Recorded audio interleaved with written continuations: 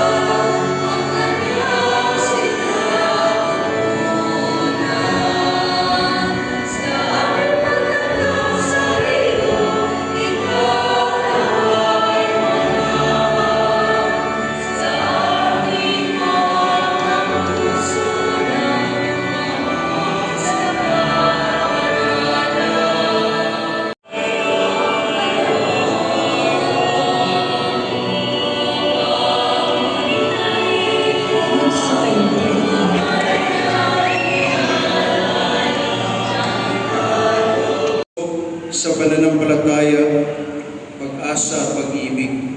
Ngayon, pinalakas ng karanasan ang pagbabalik loob.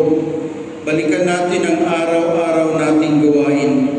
Tulad ng mga alagad na nakakita sa kanyang mukha, panghahawakan natin ang kagalakan ng ating pakikipagtagpo sa Panginoon at matibay nating panatilihin ang pagtitiwala na may pag-asa sapagkat siya ay tapat sa kanyang mga pangako.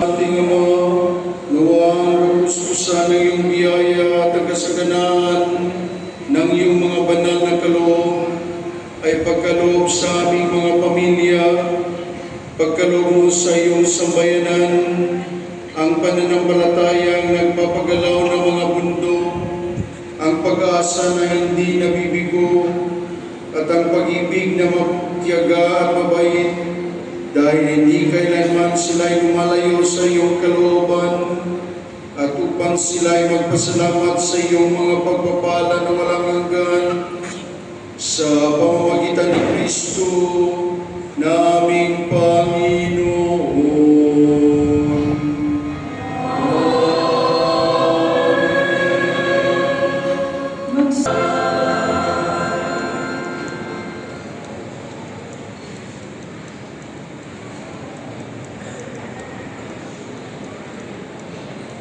Natin yung mga paring kasama natin dito sa Tabana at lalong-lalo na yung ating team ng mga pari dito sa Katedral na pinutuhan ng ating Vicario General na si Mamon kasama si Father Tony at si Father Jen. Palakpakan natin sila.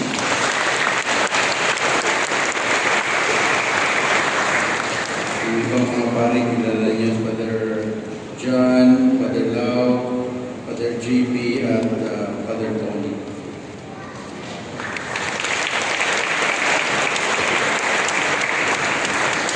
Gagawin na tayo na si Reverend Roland.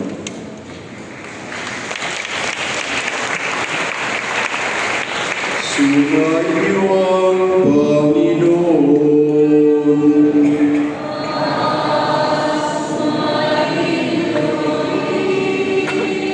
Diyos naman na nagsugo ng kanyang anak, hindi upang hatulan, kundi upang iligtas ang sanlibutan. Naway layo kayo sa lahat ng kasamahan at tanggapin ang inyong mga hangarin para sa kabutihan ngayon at magpasawalang hanggan.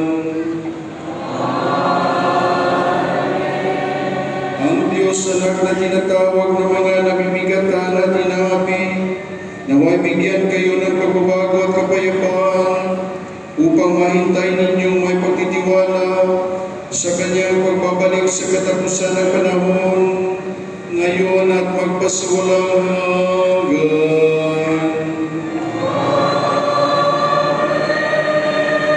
Ang Espiritu Santo na sa taon ng Mileyo na ito ay nagpuno sa inyo ng biyaya, naway sa bawat araw ng inyong buhay ay maging masigasi, katulad ng inyong naranasan sa pananampalataya, ngayon at magpasawalang hanggan.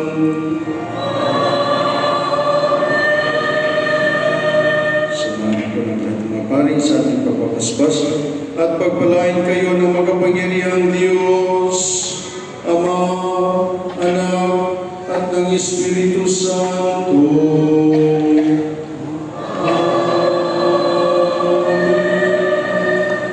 Sambahin ang Panginoon sa inyong puso, laging handang tumugon na may dalang pag-asa, humayang taglay ang kapayapaan.